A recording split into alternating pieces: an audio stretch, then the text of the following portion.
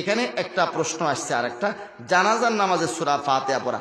শুনেন, জানাজার নামাজে সূরা ফাতিহা না পড়লে নামাজ হবে না, এই ধরনের কথা যারা বলে তাদেরকে বলবেন যে একটা এরকম সহিহ হাদিস দেখাও যেখানে আল্লাহর নবী বলেছেন জানাজার নামাজের মধ্যে সূরা ফাতিহা না পড়লে নামাজ হবে না। এরকম কোনো সহিহ হাদিস তো নাই। নামাজের মধ্যে, ফরজ নামাজের মধ্যে সূরা ফাতিহা না পড়লে নামাজ হবে না। মুক্তাদি সূরা ফাতিহা যদি মানে নামাজের মধ্যে, এমনি নামাজের মধ্যেও ইমামের পিছনে না পড়ে নামাজ হবে না, ওনারা যে ফতোয়া দেন এই সংক্রান্ত কোনো সহিহ হাদিস নাই। এইটা মানুষকে বিভ্রান্ত করছেন ওনারা। চলুন জানাজা সম্পর্কে প্রশ্ন আসছে, আজকে আমি জানাজা সম্পর্কেই উত্তর দিয়ে যাই, বাকি মাসলা অন্য কোনো সময়।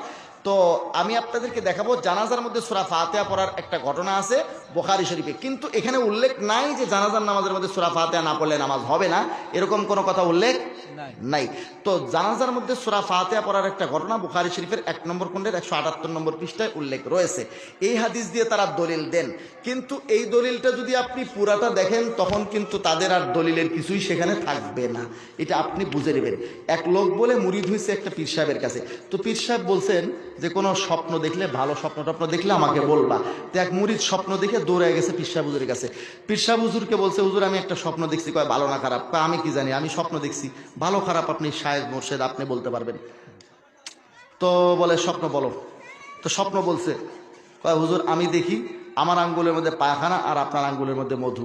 কয় বেটা ঠিকই দেখছো, তুমি দুনিয়াদার, তুমি মুরিদ, তো তোমার আঙ্গুলের মধ্যে পায়খানা থাকবে না কি থাকবে? আর আমি শায়েখ মুর্শিদ, আমার আঙ্গুলের মধ্যে মধু থাকবে, এইটাই তো স্বাভাবিক। কয় শায়েখ আমার স্বপ্ন কিন্তু শেষ হয় নাই। আরো বাকি আছে? বলছে আরো বাকি আছে। বলছে এবারে বাকিটা বলো। এরপরে দেখি শায়েখ আপনি আমার আঙ্গুল চাটতেছেন আর আমি আপনার আঙ্গুল চাটতেছি। কোথা থেকে ফালতু স্বপ্ন নিয়ে এসছে? এরকম আজে বাজে স্বপ্ন কেউ দেখে নাকি? তো আমাদের এই বন্ধুরা এই হাদিস দিয়ে না দলিল দেন, কিন্তু এই ঘটনাটা এখানে পুরা উল্লেখ নেই। আমি পুরো ঘটনা আপনাদেরকে উল্লেখ করলে আপনারা বুঝবেন যে আসলে তাদের দলিল এখানে আছে না নাই।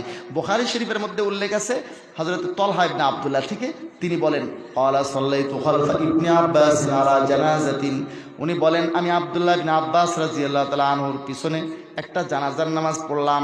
ফাকরা বিফাতিহাতিল কিতাব, তো জানাজার মধ্যে তিনি সূরা ফাতিহা পড়লেন। ওয়াকালা, এবং বললেন লিতাআলামু আন্নাহা সুন্নাতুন, বলে শোনো আমি জানাজার মধ্যে সূরা ফাতিহা আজকে এজন্য পড়ছি যাতে তোমরা জানতে পারো এটাও একটা নিয়ম।